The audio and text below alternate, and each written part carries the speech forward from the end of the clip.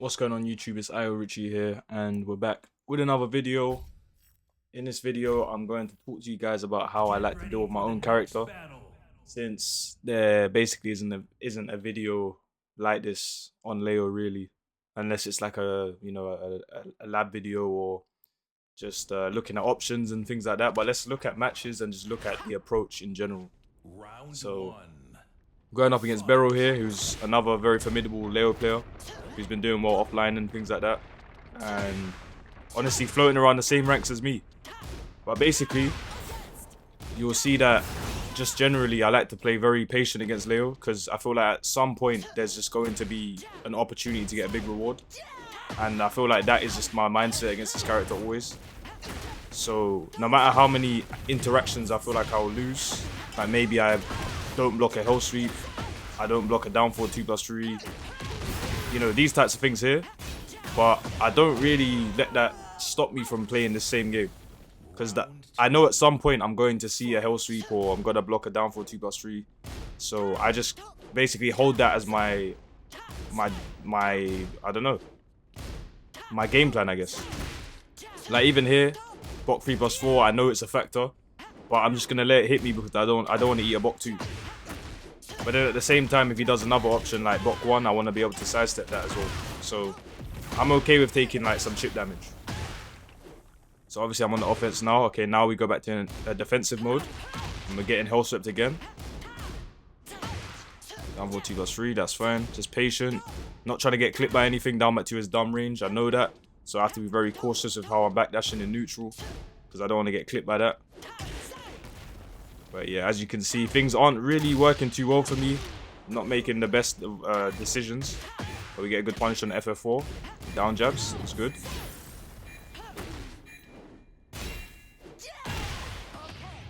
One moment. One moment. It's all we needed. It's all we needed.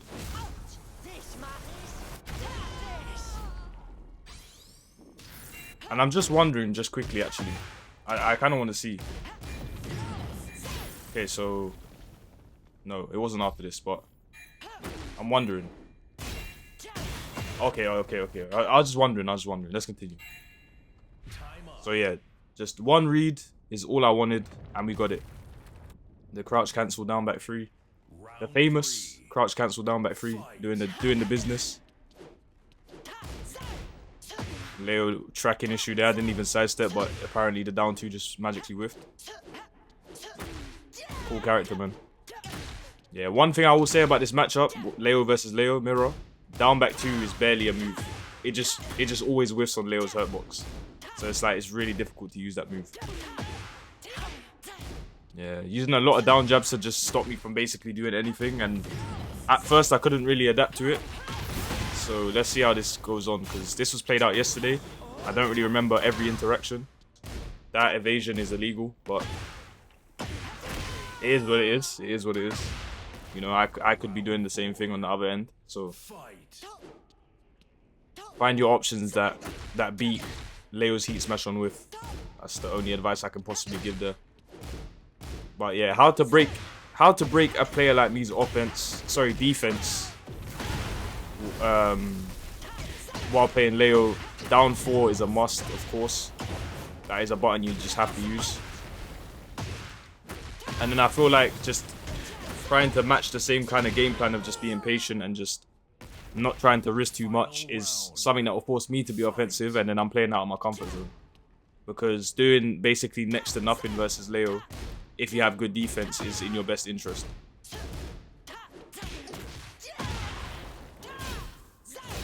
Okay, plus frames. Block 3+4. That's another low that you should use, of course. There, I'm going for a hard read. Okay, trying to do the new while standing 3-1 thing. And I just want to talk about this quickly, to be honest. Since I've kind of made this a talking point amongst Leo players and stuff, I feel like how you use this is super important, but I feel like there needs to be a good reason as to why you're using it. So obviously here I spend my heat very early, and I probably could have done a lot more instead. Like, I think while standing 3-1, if you're in heat, it's like very valid, I think, because if people just freeze up and don't do anything, or they press, you can potentially get a follow-up, as I mentioned in the previous video. But I do feel like using it when the health bars are looking like this doesn't really make too much sense, because I think the reward isn't really that high for you if you land the Power Crush Heat Engager. You'll get your 47 damage, but then you don't have heat to play with, and you don't have a heat burst, and you know, all of that type of stuff is just gone. So maybe utilizing that later on in the game makes a lot more sense, especially if you have a life lead, because then you can kind of just throw it out as a Hail Mary just to maybe scam out your opponent in it, and that is a way to play in this game. So, you know, why not? But yeah, using it this early on, yeah, I'm not too sure about that. But yeah, another down jab. I just honestly wasn't ready for this down jab approach. And then here I just took a mad risk. I'm not really sure why. I guess I thought he was going to go for block 3+4. But that's what the mental stack does to you. I thought the block 3+4 was coming, and he's gone for the option that beats that. But he wasn't ready.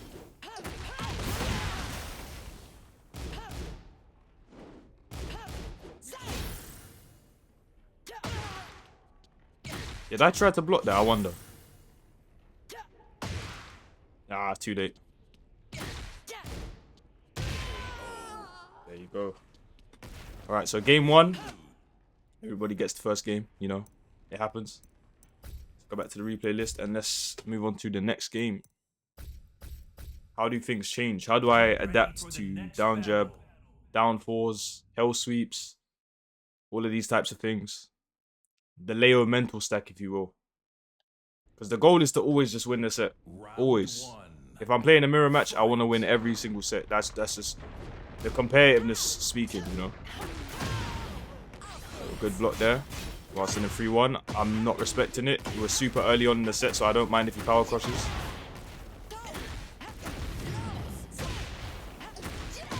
Yeah, small combo there. Kind of messed up the wall carry there. Down jab of my own. Not trying to deal with K&K. So twice I've disrespected his big options, you know, forward 4 whilst in the 3-1.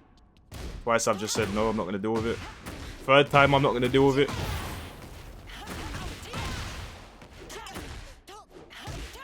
You get the whiff punish. When you have a lot of HP, it feels fun to kind of just disrespect. As long as you don't die for it, you know.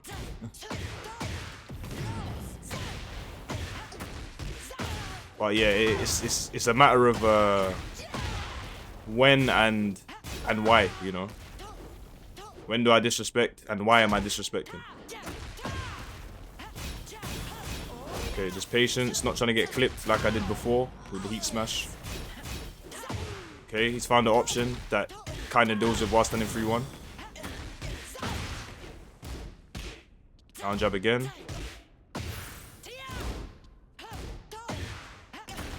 Okay, we get a block on the hell sweep. And at the end of the day, this is what we're looking for. We want to block the hell sweep. We want to block the hell sweep. That is the goal whenever we're playing against Leo. You have to block a hell sweep. Otherwise, it's just not fun. At all. So you gotta understand the situations where they might go for him, and you know that was one of them. So, but yeah, there you can see down back 2 just not being a factor in this set whatsoever. Down 2, obviously Leo's down 2. Typically, Leo players want to use slower buttons after it, so you know, challenging with while standing 4 is not terrible. Sometimes they'll move to beat your while standing options and things like that, but that's like extra layers. But yeah, if they're not going to go for a down for 2 after this, and I have all this HP, why not challenge? Why not steal the momentum? So now I'm trying to establish while standing 3-1-2 so that he doesn't immediately opt for the evasive move. I tried to sidestep to try and beat while standing 3-1 into block, but he just sends the full string and hits me. And now based off of that, he gets a lot of stuff going. Down jab again. I'm still not adapting to the fact that he might down jab in my plus frames. Okay, we get a nice block there. Forward 2+3. Yeah, solid stuff from him. Forward 2+3, just being a bane, a thorn in my existence right there. But yeah, you're seeing a lot of interactions, a lot of decisions being made. Round 4. Just challenge with jabs. See if I'm going to challenge with jabs or I'm going to move. To try and beat the follow-up options that he might go for. Go left after QCF1.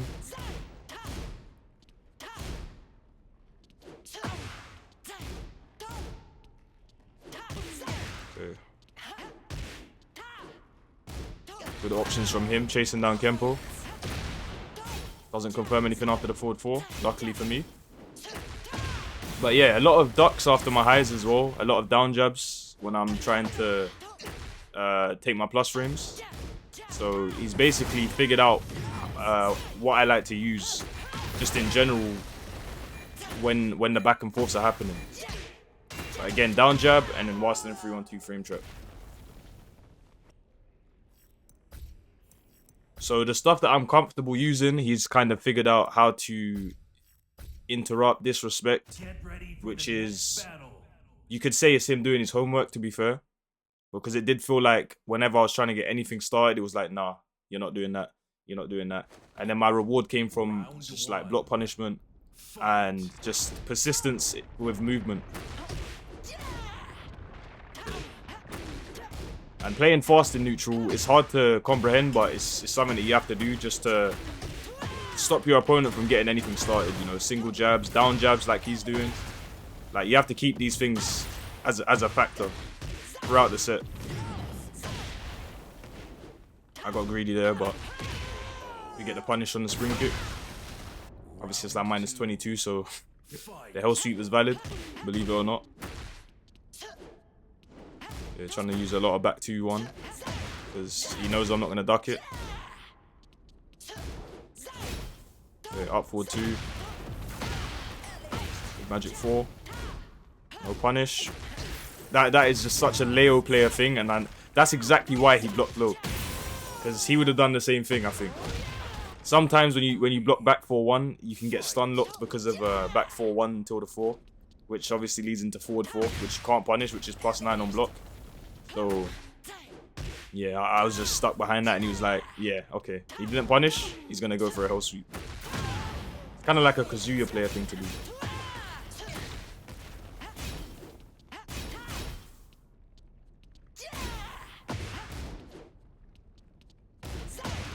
Yeah, not trying to get sidestepped. Just back 1/1+2 by itself. But we get KNK heat smash for our troubles. Big damage. Get a punish. Or 2+3. And then, I mean, I tried to catch him getting up, but I guess the tech roll was nice enough to make it with. That was kind of bizarre to me though that happened like that. Yeah, so you can see I've been hit by many bot 3+4s. I'm still just trying to not opt for panic moves. I'm just trying to stay like solid in this scenario because I don't want to eat a full crouch down forward 3. I don't want to eat a random while standing 2 or anything.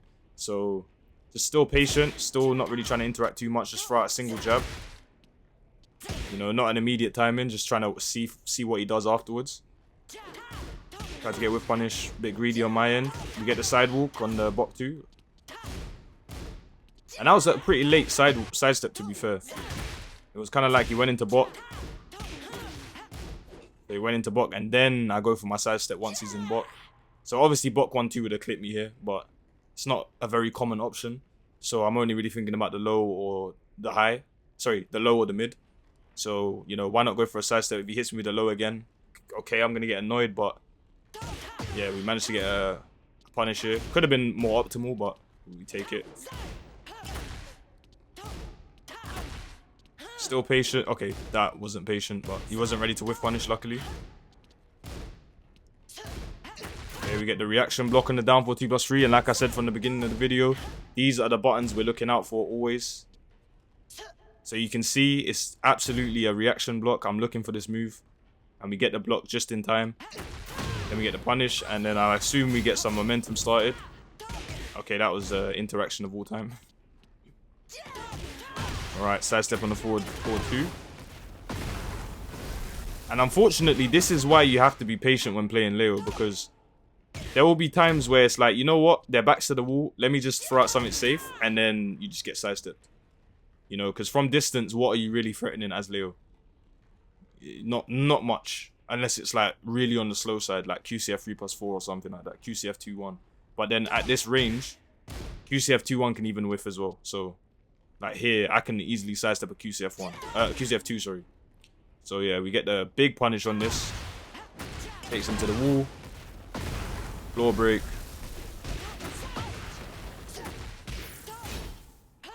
Hell sweep lands. Did I try and block that? Nah, okay. I don't know. I don't know what that was. Alright, I know I can't step that, so obviously I've tried to step, but then I know I have to block, so gone back to blocking. Hard reads, you know, Leo players, it's gonna be a hell sweep or it's gonna be a forward 2+3. Obviously sometimes they'll switch it up, but those are like the two options that are quite, honestly, they make sense to go for after this scenario because you're +1.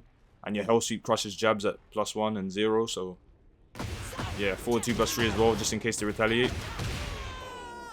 But yeah, we were ready in the moment. Final round. Fight. Final round. How does the final round play out? Let's see. And of course, me and Bero have played many sets and stuff, so there's going to be a lot of factors, a lot of things to think about and things like that. So, and all the Leo players are leveling up as well, so you know, it does get harder and harder each time to just try and play my game against them. You know, they force me into certain decisions that are quite uncomfortable, to be honest, but we still stay true to our guns. We stay true to our guns. For as long as it lasts, we stay true to our guns, you know. Okay, Watson in 3-1. We're just sending it, and as you can see, just keeping it present. Always. Watson in 3-1, okay. Bot 3, plus frames. Then we go for another one, instant QCF 3. In fact, I do want to see if this was instant. So, like, I feel like you should definitely practice getting this instant. Like, fair enough, they can sidestep left, I think, yeah. So they can comfortably step left, but obviously if they go right, which is Leo's weak side, they're gonna get hit by this because Leo's crouching attacks track to that side. So yeah, getting a QCF 3-1 down instantly is pretty big, and obviously it comes out at 16 frames. So yeah, let me see. Did I get it? Yeah, so that was the same, basically the same execution as doing up forward 2-1 into instant while standing 3, basically. So it came out in 16 frames, which at +5, you know, that's not bad. I guess a backdash is possible here as well. Sometimes. Yeah, so you can basically backdash out of it, I guess. But yeah, I don't know. I just kept while standing 3 pressure kind of going, and then we get a counter hit as reward, which is good. Sidewalk on the bot 2 again.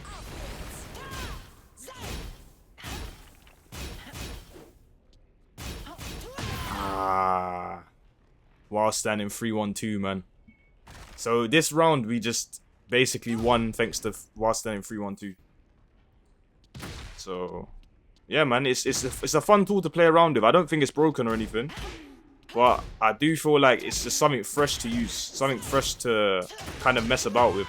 We all knew how good it was on hit, but forcing it on block, I think that was a layer that I didn't really think about. And the more and more I use it, the more I'm seeing when I should use it and, you know, just how much I should use it. Because it's not something that is spammable.